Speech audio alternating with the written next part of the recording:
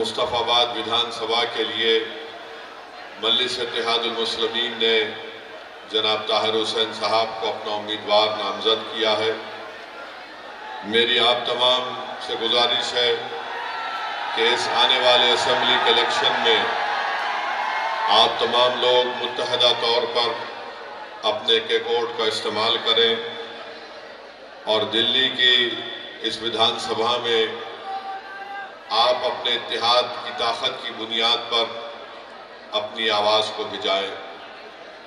मेरे अजीज दोस्तों और बुजुर्गों, मैं ज़्यादा देर आपके दरमियान में नहीं ठहरूंगा। चंद अहम बातें आपसे कर यहाँ से चले जाऊंगा। आज से 3 दिन पहले, 3 या 4 दिन पहले हमने पार्लियामेंट में हमारे मुल्क के आइन के 75 साल के मुकम्मल होने पर पार्लियामेंट में एक जश्न मनाया गया, खुशी मनाई गई, उस पर बहस भी हुई। मैं आपको बताना ज़रूरी समझता हूँ कि जब हमारे वतन अजीज़ का आइन संविधान बन रहा था, उस कॉन्स्टिट्यूएंट असेंबली में जब संविधान बन रहा था तो मौलाना अबुल कलाम आज़ाद ने इस बात का मुतालबा किया कि भारत की सबसे बड़ी अक़लियत मुसलमानों को रिजर्वेशन मिलना चाहिए, और मौलाना ने उन रिजर्वेशन की बात की थी जो पार्टीशन से पहले मुसलमानों को दिया गया था। और जब मौलाना ने इस बात का मुतालबा किया तो सरदार पटेल ने उस वक्त मुस्लिम लीग के बागी रेबल लोग थे, जिसमें आबिद हुसैन और एक मोहतरमा थी, उनको सरदार पटेल ने इशारा करके कहा कि तुम इनका जवाब दो। और इन दोनों ने उठकर मौलाना आज़ाद से कहा कि आप भारत के मुसलमानों को आइसोलेट करना चाहते हैं, अलग थलग करना चाहते हैं, उनको मेन स्ट्रीम में आना चाहिए। मौलाना आज़ाद ने उस वक्त एक तारीखी जुमला कहा था कि ये भारत की जहां पर संविधान बनाया जा रहा है, ये मेरे लिए एक नया कैद खाना बन गया। मेरे अजीज दोस्तों और बुजुर्गों, 75 साल पहले बाबा साहिब अम्बेडकर ने इस बात को कह दिया कि भारत के अक़लियतों को कभी भी सत्ता में उनको हिस्सेदारी नहीं दी जाएगी, और अगर वो इख्तिदार में अपने हिस्से का मुतालबा करेंगे तो उन पर एक इल्ज़ाम लगा दिया जाएगा कि ये फ़िरक़ा परस्त हैं, ये फ़िरक़ा परस्ती को फ़रोग़ दे रहे हैं। और बाबा साहिब अम्बेडकर ने ये कहा कि इसी को मैं देखते हुए मैंने शेड्यूल कास्ट के लिए संविधान में उनके हुकूक की हिफाजत के लिए मैंने उसको संविधान में लिखाया। बताइए 75 साल में क्या बदला। लोग आज असदुद्दीन ओवैसी पर इल्जाम तो लगाते हैं भड़काऊ भाषण का, मगर जो बात मौलाना आज़ाद ने कही थी, आज 75 साल के बाद भी हम इस बात का मुतालबा कर रहे हैं कि हमको रिजर्वेशन मिले, मजहब की बुनियाद पर नहीं, समाजी, इक़्तिसादी और तालीमी पसमानदगी की बुनियाद पर मिले। जब हम इस बात का मुतालबा करते हैं कि हमको हिस्सेदारी दिया जाए तो इल्ज़ाम हम पर यह लगाया जाता है कि तुम फ़िरक़ा परस्ती को फ़रोग़ देना चाहते हो। इल्ज़ाम उस वक्त भी लगा था 75 साल पहले, आज भी लग रहा है। मेरे अजीज दोस्तों, बुजुर्गों, नौजवानों, मेरी इस बात को आप ज़हन नशीन कर लीजिए कि जब मजलिस इस बात का मुतालबा करती है कि मुस्लिम अक़लियत की भी एक लीडरशिप होनी चाहिए, मुस्लिम अक़लियत को भी उनका हिस्सा मिलना चाहिए इक़्तिदार में, तो आज जो लोग मजलिस को गाली देते हैं और इल्ज़ाम लगाते हैं, मुझे उनके इल्ज़ाम की फिक्र नहीं है, क्योंकि यही लोग थे जो 75 साल पहले भी मौलाना आज़ाद पर इल्ज़ाम लगाए। बल्कि अम्बेडकर ने यह कह दिया था कि जब इस मुल्क की अक़लियत अपने हिस्सेदारी की बात करेगी तो इस मुल्क की अक्सरियत ये कहेगी कि ये फिरका परस्ती की और नेशनलिज्म की बात कर देते हैं। मेरे अजीज दोस्तों और बुजुर्गों, आज फिर आपके पास एक वक्त आया है। आप यहां से मजलिस के उम्मीदवार को कामयाब करिए। ये एक शख्स की कामयाबी नहीं होगी, बल्कि ये आपकी एक सोच की कामयाबी होगी। ये एक शख्स को आप मुत्तहदा तौर पर अपना वोट डालकर कामयाब नहीं करेंगे, बल्कि आप अपनी एक लीडरशिप को मजबूत करेंगे। भारत में सब समाज की लीडरशिप बन सकती है, मगर अगर किसी एक समाज की सियासी लीडरशिप अगर कोई बर्दाश्त नहीं करता, तो वो मुसलमानों की सियासी लीडरशिप को कोई बर्दाश्त नहीं कर सकता। मंशा और मकसद एक ही है कि हम गुलामी करते रहे, हम भीख मांगते रहे, हम इख्तिदार में हिस्से का मुतालबा ना करें, बल्कि आज हमको ये कहा जाता है कि अगर तुम जिंदा हो तो हमारी वजह से हो। मगर बताइए मेरे अजीज दोस्तों और बुजुर्गों, हम कब तक घुट घुट कर, हम कब तक डर डर कर जिंदगी गुजारेंगे? जमहूरियत है, भारत के आईन के मुताबिक, संविधान के मुताबिक हम सब तमाम बराबर हैं, हम इंसान हैं, और जिस तरह हर किसी को अपने समाज की लीडरशिप बनाने का कासिल है, उसी तरह भारत के मुसलमानों को भी अपनी लीडरशिप बनाने का इख्तियार हासिल है। लोग बार बार कहते हैं कि मजलिस जिस चीज की बात करती है उससे बीजेपी को फायदा होगा। मैं उन लोगों से पूछना चाह रहा हूं, बताओ हम क्या दुनिया में इसलिए पैदा हुए कि तुमको जिताएं, तुमको कामयाब करें, और हम वोट तुमको डालें और तुम बीजेपी को रोक नहीं पाते हो? बीजेपी इख्तिदार पर दोबारा आ जाती है। याद रखिए, भारत के मुसलमानों को इस बात का फैसला करना है कि आप कब तक नाम निहाद सेकुलर पार्टियों के झोली में अपना वोट डालेंगे। बीजेपी को जो रोक नहीं पाते, मैंने उस वक्त भी पार्लियामेंट में उठकर कहा था जब 2024 के चुनाव का रिजल्ट आया था, मैंने कहा था कि मोहब्बत की कामयाबी नहीं है। जिस तरह तीसरे मर्तबा नरेंद्र मोदी भारत के वजीर आजम बने, ये मोहब्बत की कामयाबी नहीं है, ये नफरत की कामयाबी है।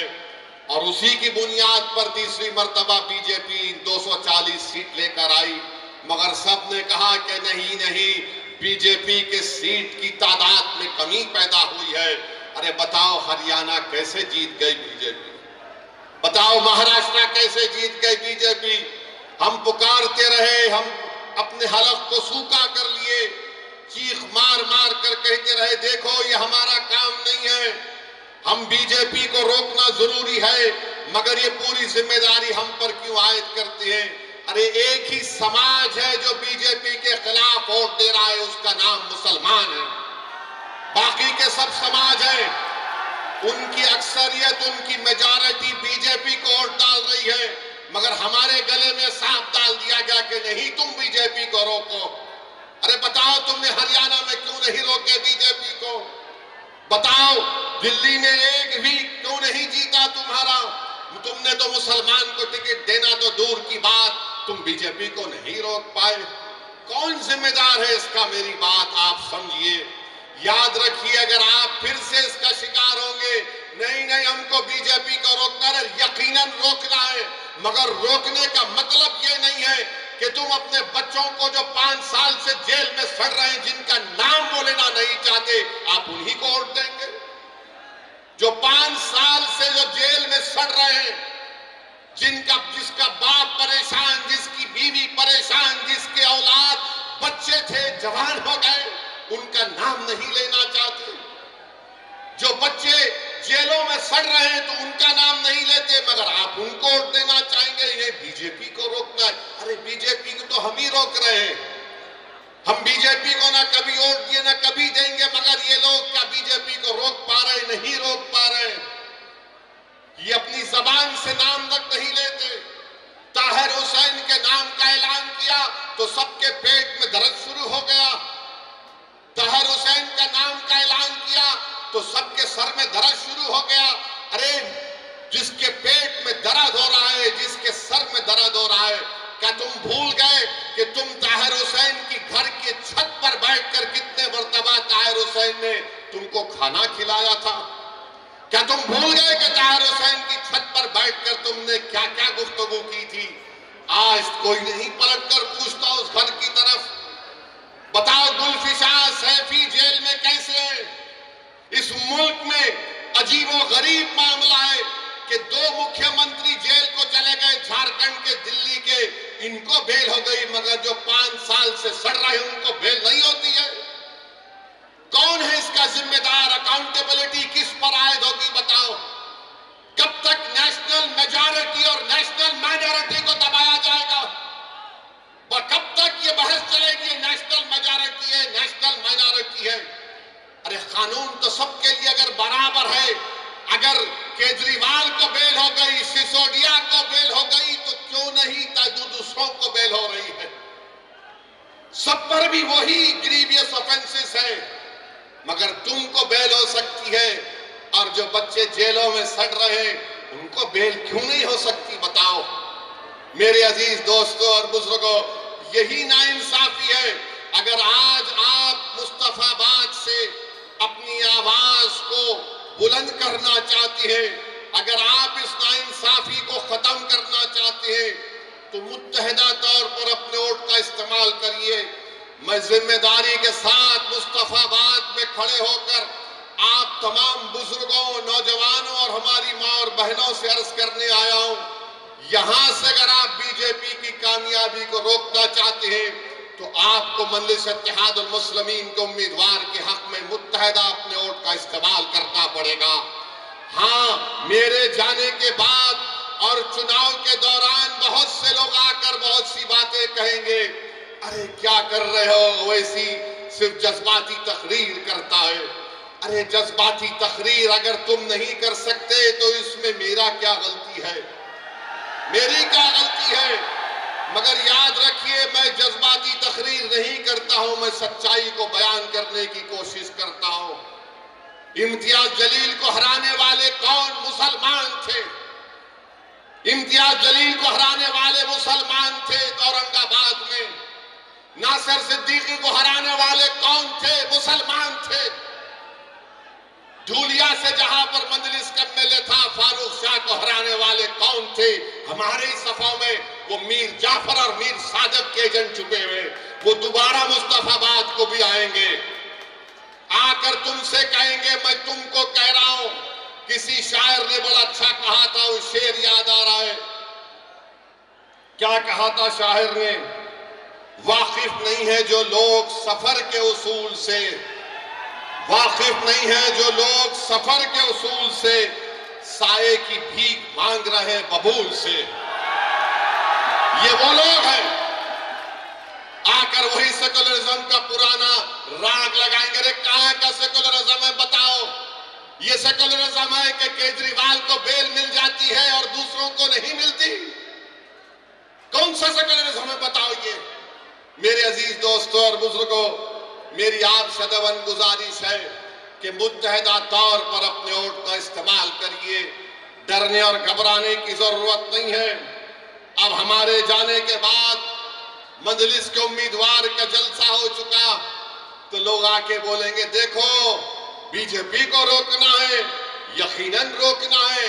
कोई आकर अगर ये कहेगा कि देखो अपने बच्चों को समझाओ वरना गब्बर सिंह आ जाएगा, तो मैं उनसे कहूंगा कि आप उनको जवाब दीजिए कि अब हम सोने वाले नहीं है, अब हम जाग चुके हैं, अब हम नहीं सोएंगे। तुम 75 साल के हमको ये झूठे सेकुलरिज्म की अफीम हमको चका चका कर तुमने हमको सुला दिया। अब हम जागने वाले हैं। जो लोग हमसे कह रहे हैं कि देखो खामोश हो जाओ, सो जाओ, उनसे कहो कि हमारे दरमियान में एक पागल असद आया है जो हमारा शेर है, हमको जागने की आदत डाल चुका है। अब हम जागेंगे, सोएंगे नहीं। अब हम होशमंदी से अपने वोट का इस्तेमाल करेंगे। मेरे अजीज दोस्तों और बुजुर्गों, आपकी आवाज आपके हाथ में है, आपकी आवाज आपके हाथ में है। अगर हमारी इस बहन की ये जज्बाती बातें जो ताहिर हुसैन की वाइफ ने, उनकी बेटी बेगम ने आपके सामने कही, थोड़ी देर के लिए ये भी सोचिए कि हमारे हर घर की कहानी है, ये हमारे हर घर की कहानी है। मेरे भाई, इज्जत की जिंदगी अगर गुजारना है तो सिर्फ नारों से हम इज्जत की जिंदगी नहीं गुजार सकते। अगर हम मुस्तफाबाद में सफाई का इंतजाम चाहते हैं, मुस्तफाबाद में वो ब्रिज रोड की ट्रैफिक जहां पर उसका मसला हल करना चाहते हैं, हम अच्छा पीने का पानी हासिल करना चाहते हैं, हम स्कूल चाहते हैं, कॉलेज चाहते हैं, तो सिर्फ नारों से नहीं होगा। तुमको अपनी आवाज को भिजाना पड़ेगा, दिल्ली के विधानसभा में लड़ना पड़ेगा तुमको, और उसके लिए आपको एक वोट का सही इस्तेमाल जब आप करेंगे तभी आपको कामयाबी मिलेगी। वरना सिर्फ हम वोट डालने वाले बनकर रह गए, हम वोट लेने वाले नहीं बन सके। वोट हासिल करो, और कैसे हासिल करेंगे? जब आप मजलिस के हक में अपने वोट का इस्तेमाल करेंगे। लोग बहुत सी बातें करेंगे, ये नहीं होने वाला है, ये फुला होने का, ऐसा होगा। मेरे अजीज दोस्तों और बुजुर्गों, क्या क्या आपने देखा? मुझे यहाँ पर यह बताया गया, बल्कि सच्चाई है, दिल्ली में वो फसाद हुआ, 2022 का प्रोग्राम हुआ। यहाँ का मुख्यमंत्री अगर मरने वालों को 1 करोड़ देता है, गवर्नमेंट की नौकरी देता है, तो दूसरे भी तो मरे, उनको क्यों नहीं दिया तुमने गवर्नमेंट की नौकरी और पैसे? अरे तुम फिरका परस्त हो केजरीवाल, भारत में तुमसे बड़ा कोई फिरका परस्त नहीं हो सकता है। नरेंद्र मोदी का अगर कोई हकीकी भाई है, नरेंद्र मोदी का अगर कोई हकीकी भाई है तो उसका नाम केजरीवाल है, याद रखो आप। सिक्के के 2 रुख हैं ये, सिक्के के 2 रुख हैं ये। अरे फसाद में सब मरे, मरने वाले मासूम थे, तो तुम सबको देना था गवर्नमेंट की नौकरी और एक्स ग्रेशिया, मगर नहीं दिए, नहीं दिए। मैंने उस वक्त भी कहा, कौन है बताओ, जब ये कोविड लगा था तो तबलीगी जमात पर झूठा इल्जाम लगाने वाला कौन था? यही केजरीवाल था। सुपर स्प्रेडर का नाम दिया था। बड़ी बड़ी बातें करते हैं, हम ये स्कूल बनाए, हम फुला किए। अरे मुस्तफाबाद को केजरीवाल मेरे साथ चल के बताओ तुमने क्या काम किया, मैं दिखाऊंगा तुमको। यहां पर आएंगे, मुसलमानों के दरमियान में आएंगे तो बोलेंगे देखो आपकी जिंदगी को हम बचा रहे हैं, और हमारे हिंदू भाइयों के इलाकों में जाएंगे तो बोलेंगे देखो हमने ये अस्पताल बनाया, ये स्कूल बनाया। क्यों अस्पताल स्कूल यहां पर क्यों नहीं बना? मेरे अजीज दोस्तों और बुजुर्गों, जो लोग चमचागिरी करते हैं, जो लोग चापलूसी करते हैं, जो अपने ईमान को अखियारों की चौखट पर बेच देते हैं, गिरवी रख देते हैं, वो कभी भी आवाम की आवाज नहीं बन सकते। मेरी इस बात को याद रखो आप, कभी भी कुछ नहीं कर पाते। क्या क्या नहीं हो रहा है? मुझे यहाँ पर हमारे शोएब जामाई साहब बताए कि कचरे का कितना बड़ा मसला है, कितना बड़ा मसला है। और जब ये केजरीवाल मुख्यमंत्री बने तो पब्लिसिटी के लिए 1 रुपया खर्चा होता था। अब केजरीवाल के मुख्यमंत्री बनने के बाद 44 रुपये पब्लिसिटी पर खर्चा किए जाते हैं। 44 रुपये। अपना घर बनाए, केजरीवाल ने अपना घर बनाया तो गवर्नमेंट के पैसों से महल बना लिया। अरे केजरीवाल, तुम यहां पर आकर देखते मुस्तफाबाद में लोग कैसी अपनी जिंदगी गुजारते हैं। मेरे अजीज दोस्तों और बुजुर्गों, नेशनल ग्रीन ट्रिब्यूनल ने दिल्ली हुकूमत पर 900 करोड़ रुपए का उनका कहा कि कंपनसेशन दो, मगर ओखला, गाजीपुर, भलसावा में जो कचरे के पहाड़ बन रहे हैं, ऐसा लगता है कि जूनागढ़ के गिरनार से भी लंबे पहाड़ कचरे के बन रहे हैं। कोई पूछने वाला नहीं है क्या डेवलपमेंट हुआ दिल्ली में, कुछ दिक्कत नहीं आता। आपकी आवाज जब होगी तो डेवलपमेंट दिक्कत आएगा। अगर आपकी आवाज नहीं होगी तो याद रखिए कोई डेवलपमेंट नहीं होगा। ये आम आदमी पार्टी का मुख्यमंत्री महरौली से एक साहब को टिकट देने का ऐलान किया। वो नरेश साहब का नाम लिए, बोला गया कि उनके ऊपर इल्जाम लगाया गया था, बल्कि कोर्ट ने सजा भी दी थी, वो कुरान की बेहुरमती करे थे। ये इनका असली चेहरा। आप जान लीजिए कि ईदगाह है पुरानी दिल्ली में, उसकी जमीन पर कब्जा हो गया। मैं जानता हूं 1 साल से केजरीवाल ने दिल्ली का वक्फ बोर्ड नहीं बनाया। तुम नहीं बनाए तो मोदी ने एक ऑफिसर का तकर्रुर कर दिया। ईदगाह की जमीन पे कब्जा हो गया। क्यों नहीं बनाया तुमने 1 साल से दिल्ली का वक्फ बोर्ड? किसने रोका था तुमको? मगर नहीं बनाया इसलिए ताकि कब्जे हो जाए, ताकि कोई कुछ कर ले। मेरे अजीज दोस्तों और बुजुर्गों, हम आपसे अपील कर रहे हैं कि मुत्तहदा तौर पर अपने वोट का इस्तेमाल करिए। अगर आप फिर उसी चक्कर में फंस जाएंगे कि नहीं नहीं कुछ हो जाएगा, अरे अब क्या बचा है मुझे बताओ? अब क्या बचा है तुम्हारे पास? अब तो यहां से उठने की बात आपको हमको करना है। भारत के वजीर आजम कहती है कि वक्फ संविधान में वक्फ नहीं है। प्रधानमंत्री के पास यकीनन एंटायर पॉलिटिकल साइंस की एमए की डिग्री है, मगर नरेंद्र मोदी ने संविधान को पढ़ा नहीं कभी भी। अगर पढ़े होते तो आर्टिकल 26 को जब पढ़ते तो उनको मालूम हो जाता आर्टिकल 26 में वक्फ है। प्रधानमंत्री बोलते हैं यूसीसी को लागू करेंगे। अरे प्रधानमंत्री, हिंदू अनडिवाइडेड फैमिली के टैक्स रिबेट तुम खत्म करो। लव जिहाद के कानून तुम बनाते हो। कोई अपना मजहब तब्दील नहीं कर सकता। और आजकल बीजेपी तो बाबा साहेब अंबेडकर के बारे में अनाप शनाप बक रही है। अगर आज अंबेडकर जिंदा होते तो अंबेडकर से कहा जाता कि अगर आप मजहब तब्दील करना चाह रहे तो परमिशन लो। वक्फ की जायदादों को छीनने की कोशिश बीजेपी कर रही है और दिल्ली में 1 साल से वक्फ बोर्ड नहीं बनाया जाता। बहरहाल मेरी आप तमाम से अपील है कि आप मजलिस की तायीद करिए। पिछले बार भी आपने मजलिस के उम्मीदवारों की तायीद की, हमको कामयाबी नहीं मिली, मगर हमारे हौसले बुलंद है। हम कभी मायूस नहीं हो सकते। मेरा काम लड़ना है। मेरा काम अवाम के दरमियान में जाकर अपनी पार्टी की बात को आपके सामने रखना है। मेरा काम, इम्तियाज जलील का काम यह है कि भारत की पार्लियामेंट में हम आवाम के मसाइल को उठाते हैं। मेरे अजीज दोस्तों और बुजुर्गों, मेरी आपसे दबन गुजारिश है कि आप हमारे उम्मीदवार की तायीद करें, इनको कामयाब करें। अरे आप अगर इनको कामयाब करेंगे तो यकीन मानिए ये जो बच्चे हमारे लोग जेलों में सड़ रहे हैं, जिनकी जवानियां खत्म हो चुकी हैं, जिनके माँ बाप, उनकी आंखें तड़प रही हैं अपने बच्चों को देखने के लिए, जिसकी माँ तड़प रही है, जिसका ज़ईफ बाप तड़प रहा है, आपसे मेरी गुजारिश है कि एक एक वोट का इस्तेमाल करिए। ये इलेक्शन आपको एक पैगाम देना है तमाम पार्टीज को, चाहे बीजेपी हो, आम आदमी पार्टी हो, कांग्रेस हो। आपको पैगाम अपने वोट से देना है कि देखो हम अभी जिंदा हैं यहाँ पर, हम अपने बेटों को, अपने भाइयों को नहीं भूले हैं। हम अपने वजूद का एहसास दिलाएंगे। हम मुस्तफाबाद के विकास के लिए मजलिस को वोट दीजिए। आप देखेंगे सब दौड़ दौड़ कर आएंगे, वरना ये सब पार्टियां जानती है बीजेपी किसी मुसलमान को टिकट नहीं देती। नरेंद्र मोदी तो कह चुके हैं कि मुस्लिम औरतें ज्यादा बच्चे पैदा करती हैं।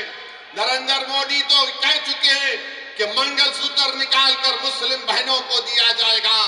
मगर नरेंद्र मोदी जो बोले, आरएसएस के मोहन भगवत उल्टा कर दिए और मोहन भगवत बोल रहे हैं कि अब देश की जनता को 3 बच्चे पैदा करना चाहिए।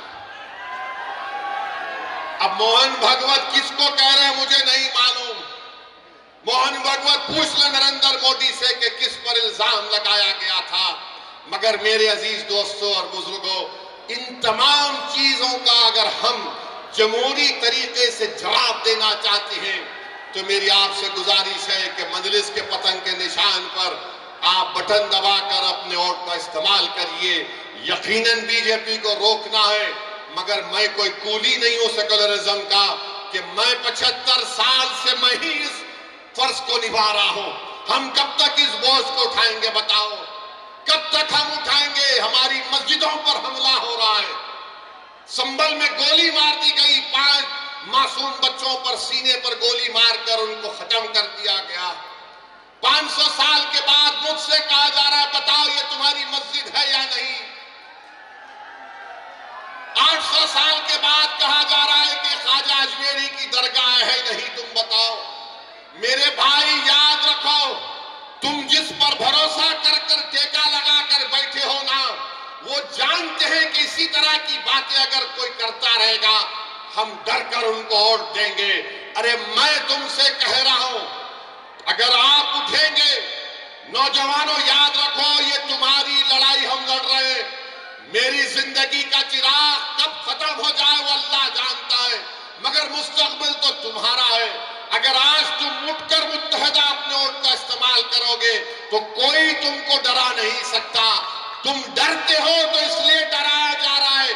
जिस दिन तुम नहीं डरने का ऐलान करोगे, और नहीं डरना सिर्फ जबान से नहीं डरना जब तुम कहते हो कि मैं किसी बाप से नहीं डरता, मैं किसी माइकल लाल से नहीं डरता, मैं किसी मोदी से नहीं डरता, मैं किसी केजरीवाल से नहीं डरता, उसको अमली जामेनामा कैसे पहनाएंगे?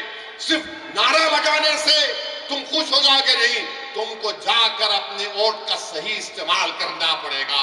और सही इस्तेमाल मुस्तफाबाद में पतंग के निशान पर ताहिर हुसैन के लिए, उन तमाम मजलूमीन के लिए, इस विधानसभा के विकास के लिए आपको अपने वोट का इस्तेमाल करना पड़ेगा। इस डर को निकालो अपने दिमागों से। तुम कब तक और हम कब तक डरते डरते जिंदगी गुजारेंगे? एक बार इस डर को निकालो।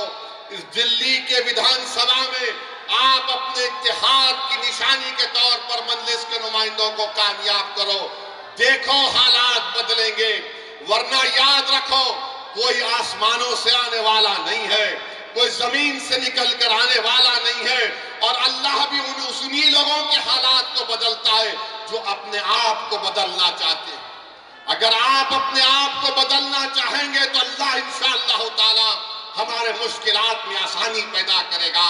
अगर आप अपने हालात को बदलना चाहेंगे तो अल्लाह हमारे लिए हमारे मंजिल मकसूद को हमको पहुंचा देगा। अगर तुम सिर्फ दिमागी पसोपेश में रहोगे कि क्या होगा, ऐसा करे तो ऐसा होगा, नहीं करे तो क्या होगा, अरे हमारी जिम्मेदारी जितनी है उतना निभाओ, हमारी जितनी जिम्मेदारी है उतना तो निभाओ। मगर ये सिर्फ आप देख रहे हैं कि कभी ये कभी वो, ये नहीं चलने वाला है मेरे दोस्त। अब केजरीवाल कह रहे मैं ये दे दूंगा, मैं वो दे दूंगा, मैं ये कर दूंगा, सब कर दूंगा। केजरीवाल अपने जेब से नहीं दे रहे, उनके अब्बा का पैसा नहीं है, गवर्नमेंट का पैसा। मैं ये दे दूंगा, मैं वो दे दूंगा। अरे क्या दोगे तुम ताहिर हुसैन के घर को आकर तुम नहीं मिल सके, तुम क्या दे सकते हो? जो जेलों में है तुम उनके परिवार से एक बार फोन करके नहीं बात कर सके, तुम क्या दे सकते? तुम यहां पर रोड पे ट्रैफिक जाम होता, तुम उसको हल नहीं करे, तुम क्या दे सकते हो? इस विधानसभा में तुमने कौन सा स्कूल कॉलेज खोला बताओ हमको? तुमने कुछ नहीं किया। क्यों नहीं किया? क्योंकि केजरीवाल और मोदी जानते लोग डरते हैं। इनको डरा कर रखो, और इनको डरा कर रखो तो एक मुश्त में इनके वोट लेकर जाओ।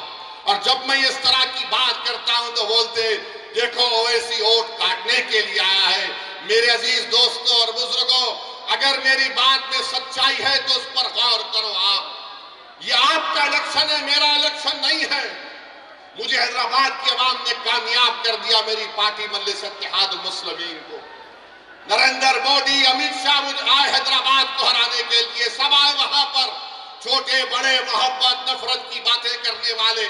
मगर हैदराबाद की आवाम ने 3,30,000 वोट से मुझे कामयाब किया। और आप हो बोल के नारा लगा रहे। आप भी कर सकते मेरे भाई, आप भी करेंगे, मुझे यकीन है। सिर्फ आपको उस डर को निकालना पड़ेगा। आप डर को निकालिए, कामयाबी आपके कदम चूमेगी। हर बहरहाल मुझे यही चंद बातें आपसे अर्ज करना था। इंशाअल्लाह ताला जब चुनाव होगा मैं आपके गली कूचों में भी आऊंगा, मैं आपके घर पर आकर दस्तक दूंगा, मैं आपसे आकर भीख मांगूंगा कि मेरे लिए नहीं, अपने इत्तेहाद के लिए, अपने इस विधानसभा के मुस्तकबिल के लिए, नौजवानों के रोशन मुस्तकबिल के लिए, और ताहिर हुसैन के परिवार के इंसाफ के लिए। जो बच्चे आज जेलों में सड़ रहे हैं, जिनकी जबान, जिनकी आवाज को दबाया जा रहा है, कोई सुनने को तैयार नहीं है। मीडिया एक तरफा बात करता है, अरे ये कैसा होगा मेरे भाई, कौन उनका हाथ पकड़ेगा, कौन उनकी आवाज उठाएगा। आज आपको दुनिया को बताना है कि हम उन लोगों के साथ खड़े हैं जिनको दुनिया ने भुलाने की कोशिश की। मेरी यही चंद गुजारिशात मैं आपके सामने अर्ज करने आया। इंशाअल्लाह ताला दोबारा फिर आऊंगा, आपसे मुलाकात होगी। आज आप अपना कीमती वक्त निकाल कर आए, बहुत बहुत शुक्रिया। अस्सलाम वालेकुम व रहमतुल्लाहि व बरकातुहू।